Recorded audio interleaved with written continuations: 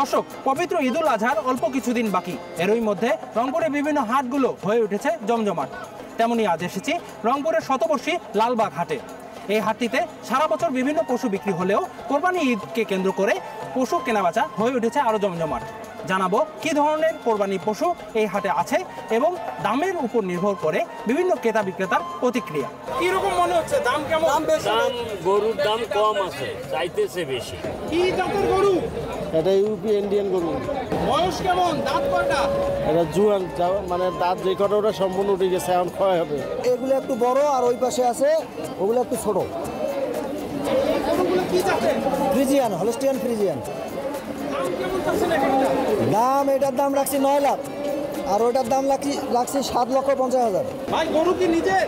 জি নিজের। কোথা থেকে আনছেন? এটা আনছে হলো তুষভান্ডার থেকে। কেমন দাম চাচ্ছেন? দাম চাচ্ছি 6 লাখ।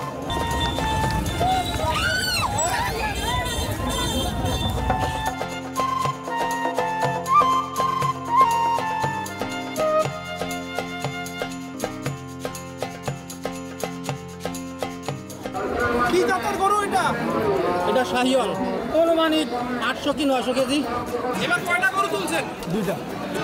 দুইটাই শাহিওয়াল। একটা সাইওয়াল একটা ক্রস। কেমন দাম চাচ্ছেন? চাচ্ছি জোড়া 12 লাখ। এখন পর্যন্ত দাম কি পাইছেন কোনো? 4 লাখ পর্যন্ত করে।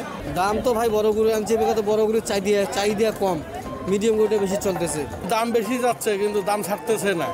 কিন্তু তুলনামূলকভাবে সরকার বলছে গরু অনেক বেশি, 23 লক্ষ গরু বেশি।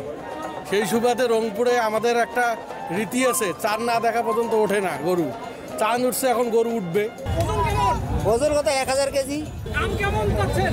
দাম চাচ্ছি 320, 3,20,000। দাম উঠছে কেমন? দাম হচ্ছে 2,10,000, 15,000। গরু তো কেউ ছাড়তেছে না, দাম তো কম নাই, আগের বছরের তুলনায় এবার বাজার কেমন? বাজার বেশি। 110 কেজি আছে না। এটার দাম চাচ্ছি আমরা এখন 3 চাচ্ছি, 3 চাচ্ছি। দাম উঠছে কেমন? দাম 2-এর উপরে উঠছে। লম্বায় 7 ফুট আছে আর ওজন 500 কেজি প্লাস, আর বয়স হচ্ছে 2.5 বছর। 2 দাঁত। কেমন দাম যাচ্ছেন? দাম চাচ্ছি 2,20,000। এবার আমি 4টা তুলছিলাম, 2টা বিক্রি করছি আর 2টা আছে। কেমন দামে বিক্রি করছেন? 2টা বিক্রি করছি 5.5 লাখ।